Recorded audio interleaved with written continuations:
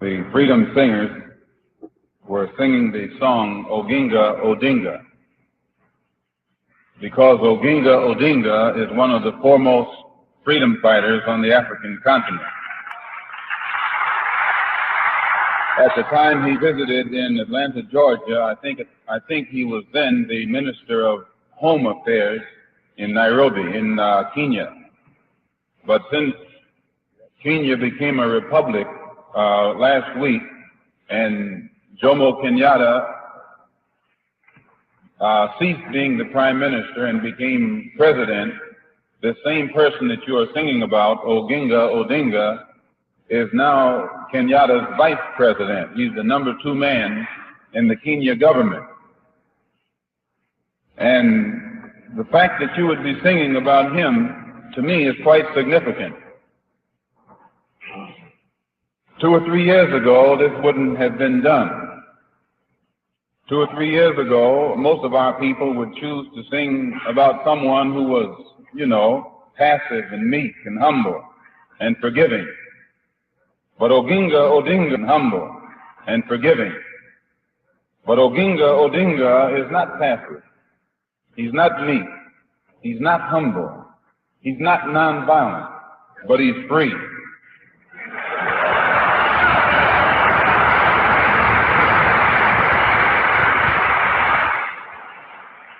Oginga Odinga is vice president under Jomo Kenyatta, and Jomo Kenyatta was considered to be the organizer of the Mau Mau.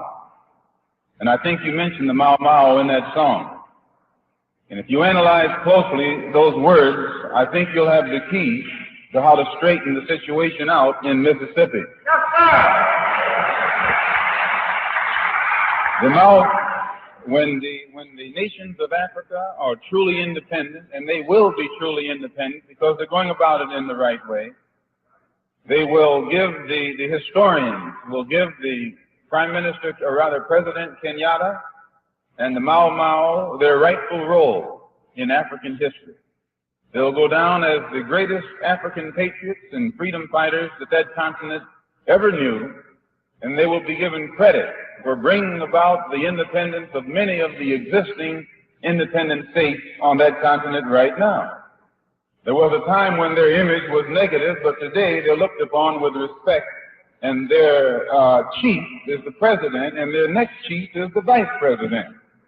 And I have to take time to mention that because, in my opinion, not only in Mississippi and Alabama, but even right here in New York City, you and I can best learn how to get real freedom by studying how Kenyatta brought it to his people in Kenya, and how Odinga helped him, and the excellent job that was done by the Mau Mau freedom fighters. In fact, that's what we need in Mississippi.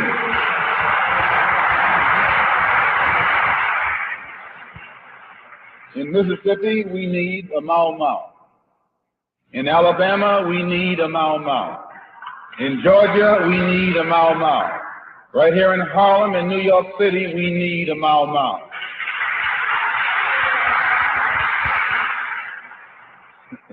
And I say it with no anger, but I say it with very careful forethought. The language that you and I have been speaking to this man with in the past hasn't reached him. And you can never really get your point across to a person until you learn how to communicate with him. If he speaks French, you can't speak German. You have to know what language he speaks and then speak to him in that language. And when I listen to Mrs. Hamer, a black woman, could be my mother, my sister, my daughter, describe what they had done to her in Mississippi, I ask myself, how in the world can we ever expect to be respected as men when we know that we will allow something like that to be done to our women and we do nothing about it?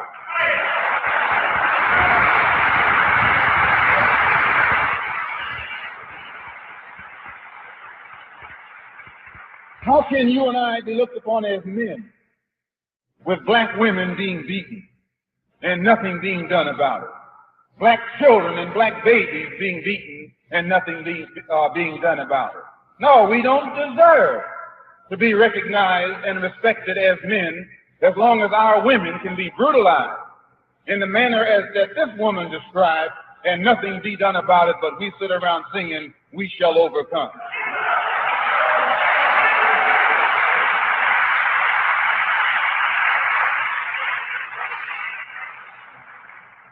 We need a Mau. If they don't want to deal with the freedom, with the Freedom Democratic Party, then we'll give them something else to deal with. If they don't want to deal with the Student Nonviolent Committee, then we have to give them an alternative.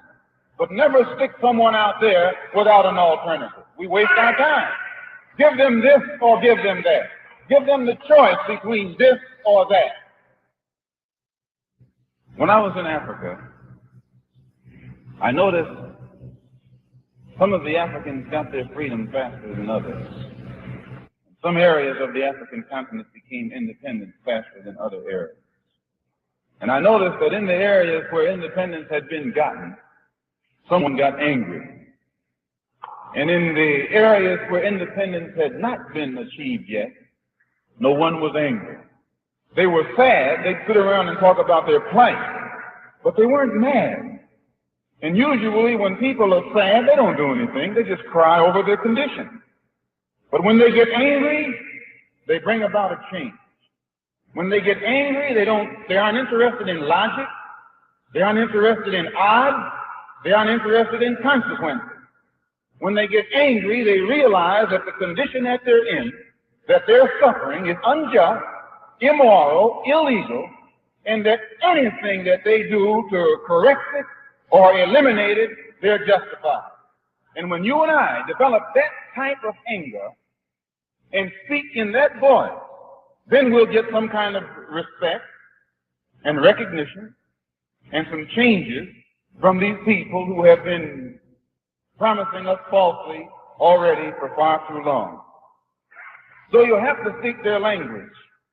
The language that they were speaking to Mrs. Hamer was the language of brutality. Beasts they were, beating her. The two Negroes, they weren't at fault. They were just puppets. You don't blame the puppet, you blame the puppeteer. They were just carrying out someone else's order.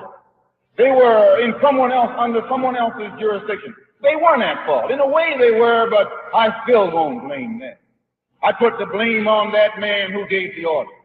And when you and I begin to look at him and see the language he speaks, the language of a brute, the language of someone who has no sense of morality, who absolutely ignores law, you and I then learn how to speak his language and we can communicate. But we will never communicate talking one language and he's talking another language. He's talking the language of violence and you and I running around with this little chicken pecking type of language and think that he's going to understand.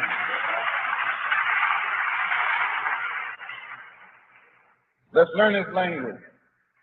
If his language is with a shotgun, get a shotgun. His language, yes, I said, if he only understands the language of a rifle, get a rifle.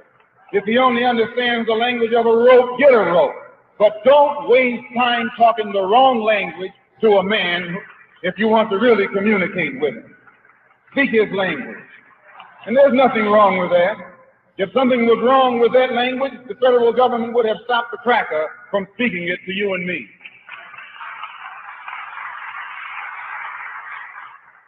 I might say, secondly, some people wonder, well, what has Harlem got to do? What does Mississippi have to do with Harlem? It isn't actually Mississippi. It's America. America is Mississippi. There's no such thing as a Mason-Dixon line. It's America. There's no such thing as the South. It's America. If one room in your house is dirty, you got a dirty house. If the closet is dirty, you got a dirty house. Don't say that that room is dirty, but the rest of my house is clean. You're over the whole house. You have authority over the whole house. The entire house is under your jurisdiction. And the mistake that you and I make is letting these northern crackers shift the weight to the southern crackers.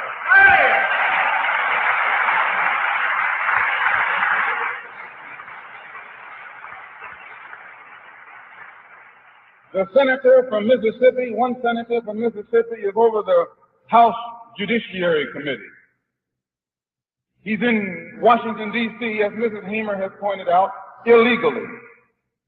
Every senator from a state where our people are deprived of the right to vote, they're in Washington, D.C. illegally. This country is a country whose governmental system is run by committees, House committees and Senate committees. The committee chairman occupies that position by dint of his seniority. Eastland is over the Judiciary Committee because he has more seniority than any other senator after the same post or on that committee. He's the chairman. Fulbright, another cracker from Arkansas, is over the Foreign Relations Committee. Ellender of Louisiana is over the Agriculture and Forestry Committee. Russell of Georgia is over the Armed Services Committee. And it goes right on down the line. Out of 16 committees, 10 of them are in the hands of Southern racists. Out of 20 congressional committees, 13 are in the hands, or at least before the recent elections, in the hands of Southern racists. Out of 36 committees that govern the foreign and domestic direction of this country, 23 are in the hands of Southern racists. And the reason they're in the hands of Southern racists is because the areas from which they come, the black man is deprived of his right to vote. If we had the ballot in that area, those racists would not be in Washington, D.C. There'd be some black faces there. There'd be some brown and some yellow and some red faces there. There'd be some faces other than those cracker faces that are there right now. So what happens in Mississippi in the South has a direct bearing on what happens to you and me here in Harlem. And likewise, out of the Democratic Party, which black people supported, recently, I think something like 97%, all of these crackers, and that's what they are, crackers, they belong to the Democratic Party. That's the party they belong to. Same one you belong to. Same one you support. Same one you say is going to get you this and get you that. Why, the base of the Democratic Party is in the South. It's the foundation of its authority is in the South. The head of the Democratic Party is sitting in the White House. He could have gotten Mrs. Hamer in Atlantic City. He could have opened up his mouth and had her seated. Hubert Humphrey could have opened his mouth and had her seated. Wagner, the mayor right here, could have opened up his mouth and used his weight and had her seated. Don't be talking about some crackers down in Mississippi and Alabama, in Georgia. All of them are playing the same game. Lyndon B. Johnson is the head of the cracker party.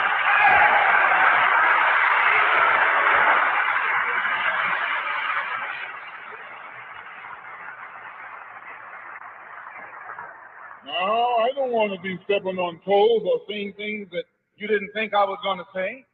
But don't ever call me up here to talk about Mississippi. It's controlled right up here from the north. Mississippi is controlled from the north. Alabama is controlled from the north. These northern crackers are in cahoots with the southern crackers. Only these northern crackers smile in your face and show you their teeth. And they stick the knife in your back when you turn around. You at least know what that man down there is doing, and you know how to deal with him. So all I say is this. This is all I say. That when you start talking about one, talk about the other. When you start worrying about the part or the piece, worry about the whole. And if this piece is no good, the entire pie is no good because it all comes out of the same plate and it's made up out of the same ingredients. Wagner is a Democrat. He belongs to the same party as Eastman. Johnson is a Democrat. He belongs to the same party as Eastman. Now, Wagner was in Atlantic City. Ray Jones was in Atlantic City. Lyndon B. Johnson was in Atlantic City. Hubert Humphrey was in Atlantic City. The crackers that you voted for were in Atlantic City. What did they do for you when you wanted to sit down? They were quiet. They were silent. They said, don't rock the boat. You might get Goldwater elected.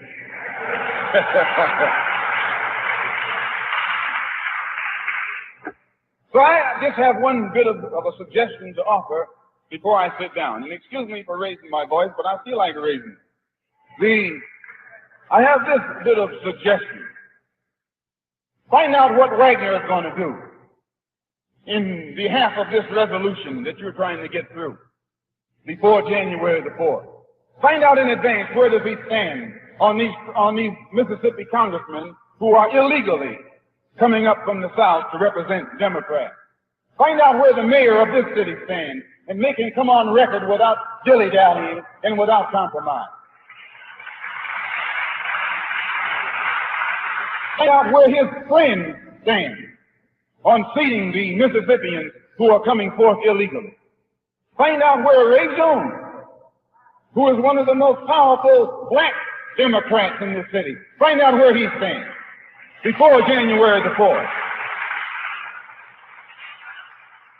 You can't talk about Rockefeller because he's a Republican, although he's in the same boat right along with the rest of them.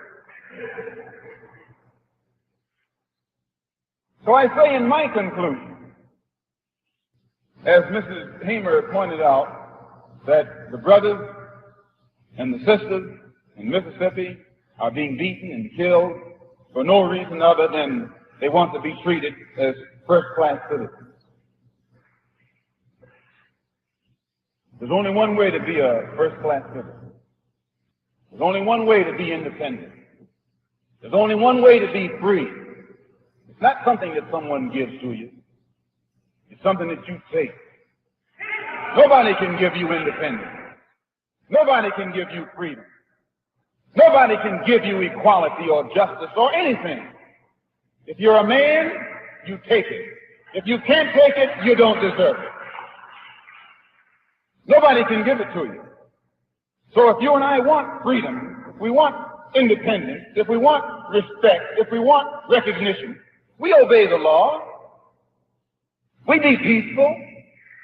But at the same time, at any moment that you and I are involved in any kind of action that is legal, that is in accord with our civil rights, in accord with the courts of this land, in accord with the Constitution, when all of these things are on our side, and we still can't get it, it's because we aren't on our own side. We yet don't realize the real price necessary to pay to see that these things are enforced where we're concerned. And until we realize this, they won't be enforced where we're concerned. We have to let the people in Mississippi, as well as Mississippi, New York, and elsewhere know that freedom comes to us either by ballot or by bullets. That's the only way freedom is gotten.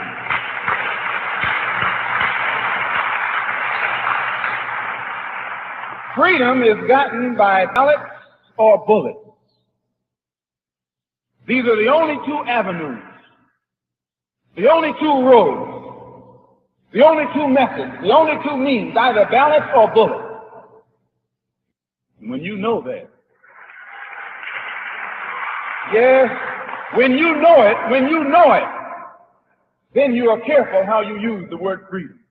As long as we're going to sing up on, as long as you think we're going to sing up on some, you come in and sing. I watch it. Those of you who are singing, are you also willing to do some swinging with some of these? No, this is true. They've always said that I'm anti-white. I'm for anybody who's for freedom. I'm for anybody who's for justice. I'm for anybody who's for equality.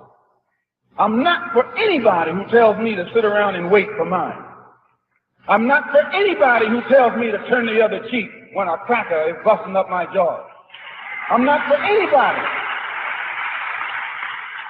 I'm not for anybody who tells black people to be nonviolent while nobody is telling white people to be nonviolent.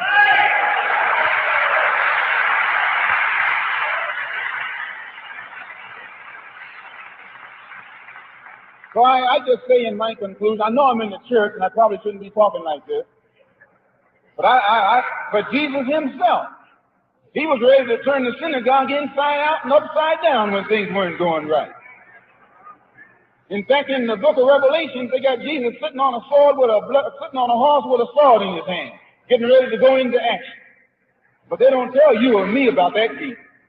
They only tell you and me about that peaceful Jesus. They never let you get down to the end of the book. They keep you up there where everything is, non-violent. No, go read the whole book. And when you get in Revelation, you find that even Jesus' patience ran out. And when his patience ran out, he got the whole situation straightened out. He picked up the sword.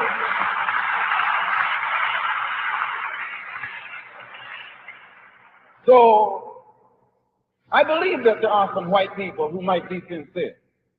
But I think they should prove it. And you can't prove it to me by singing with me. You can't prove it to me by being nonviolent. No. You can prove it by recognizing the law of justice. And the law of justice is, as you sow, so must you reap.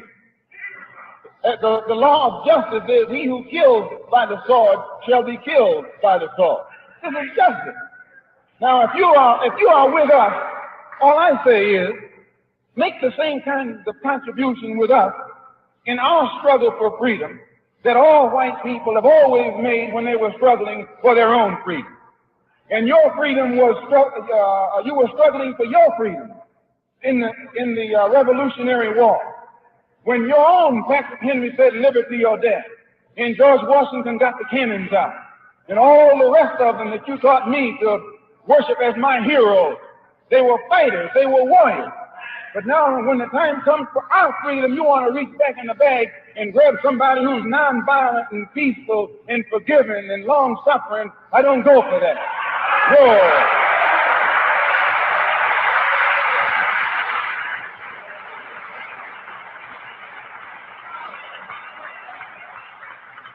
I say that a black man's freedom is as valuable as a white man's freedom.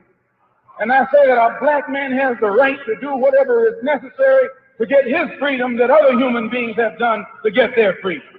Just a moment. And I say that you and I will never get our freedom nonviolently and patiently and lovingly. We will never get it until we let the world know that as other human beings have laid down their lives for freedom and also taken life for freedom, that you and I are ready and willing and equipped and qualified to do the same thing.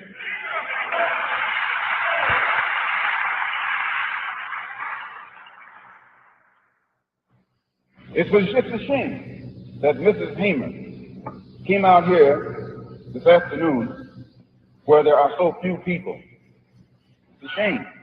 All of our people in Harlem should have heard her describe what they did to her down there. Because I think the people in Harlem are more capable of evening the score than people are anywhere else in this country. People in Harlem, yes, they are. And they need to hear her story. They need to know more about firsthand what's happening down there, especially to our women. And then they need some lessons in tactics and strategy on how to get even. And I, for one, will make the first contribution to any fund that's raised for the purpose of evening the score. I, for one, will make the first contribution. Whenever someone commits murder, what do? You put a reward, wanted, dead or alive, for the murderer. Yes, learn how to do it. For we've had 3 people murdered. No reward has been put on the head of the murderer, and don't put it on just a reward, dead or alive. Dead or alive. And let that plan know that we can do it tit for tat. Tit for tat. What's good for the goose is good for the gander. If you all don't want to do it, we'll do it. We'll do it. We have brothers who are equipped and who are qualified and who are willing to as Jesus said, little children, go ye where I send thee. We have brothers who can do that and who will do that and who are ready to do that.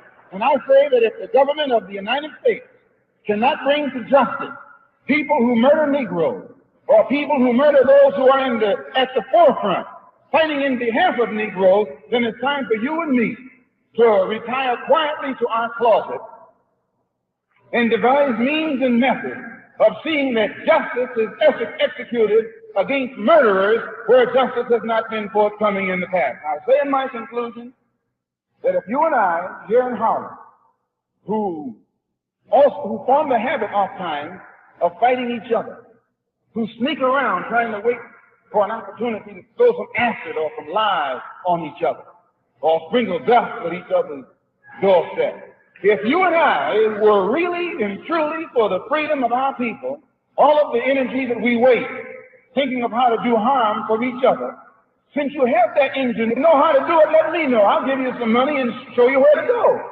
and show you who to do it to.